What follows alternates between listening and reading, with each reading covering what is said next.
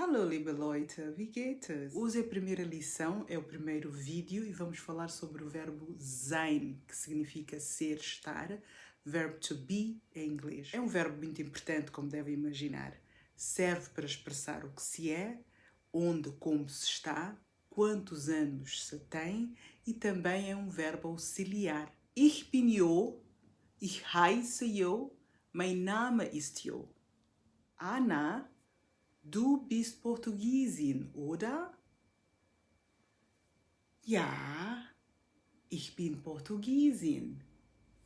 Stimmt, ich bin Portugiesin. Portuguesa para homens, Portugiesin para mulheres.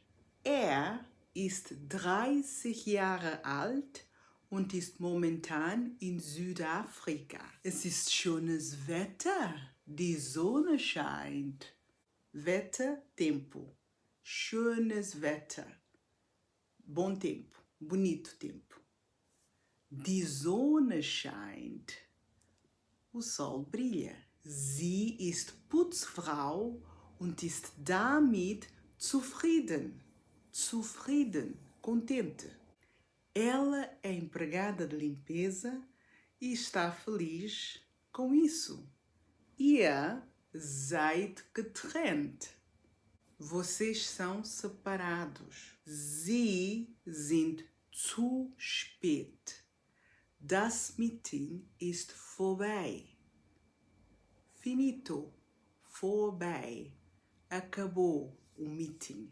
Schreibt in den Kommentaren bitte, wer und wo ihr seid. Uma nota sobre substantivos, conceitos e coisas.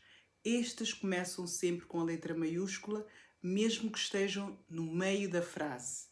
Por exemplo, ich kaufe ein Auto. Auto, que significa carro, vai começar com A maiúsculo, Auto. Ich möchte einen Kaffee, quero um café.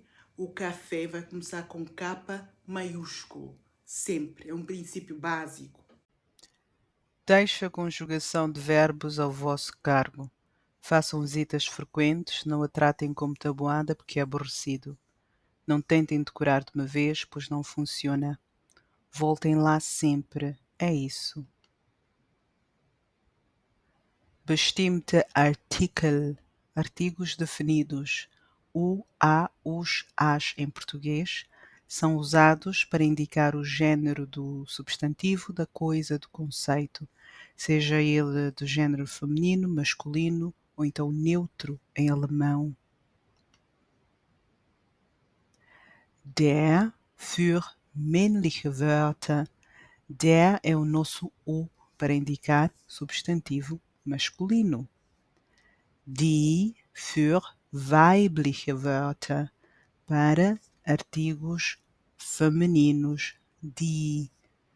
Das für neutrale Wörter. Das é para artigos neutros.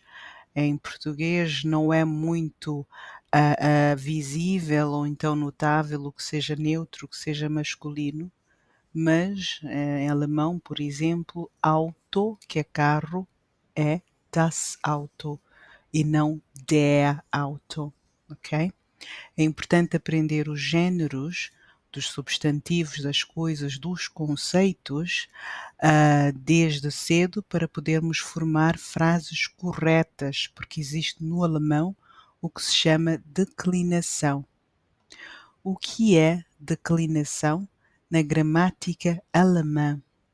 É o processo pelo qual as terminações dos artigos, substantivos, adjetivos e pronomes são alteradas consoante a sua função na frase. É por isso que é importante saber o artigo, o género certo para cada substantivo, coisa ou conceito. Convém aprender o nome das coisas juntamente com os artigos correspondentes. Não vale a pena aprender que amor significa Liebe, é preciso saber que é die Liebe, ok? Muito importante isso. Este exercício é muito diferente noutras línguas, mas no alemão é muito importante porque isto acarreta, portanto, consequências ao longo da frase toda, não é? Por isso é que é importante. Exemplos de declinações. Das ist ein großer Mann.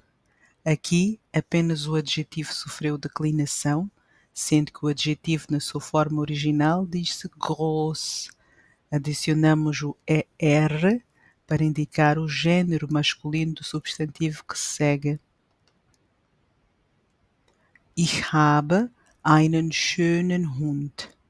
Neste caso, temos duas declinações, einen e schönen.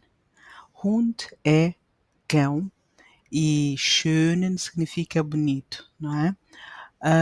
Quando temos um artigo indefinido, portanto, neste caso é ein, antes de um adjetivo este que é masculino, que é Hund, diante da maioria dos verbos, sendo que sein é uma das exceções, os dois sofrem declinações, ou seja, o artigo indefinido ein e o adjetivo sofrem declinações. Existem várias regras para declinações que iremos estudar nas próximas semanas. Por hoje, queria apenas dar uma introdução ao fenômeno da declinação.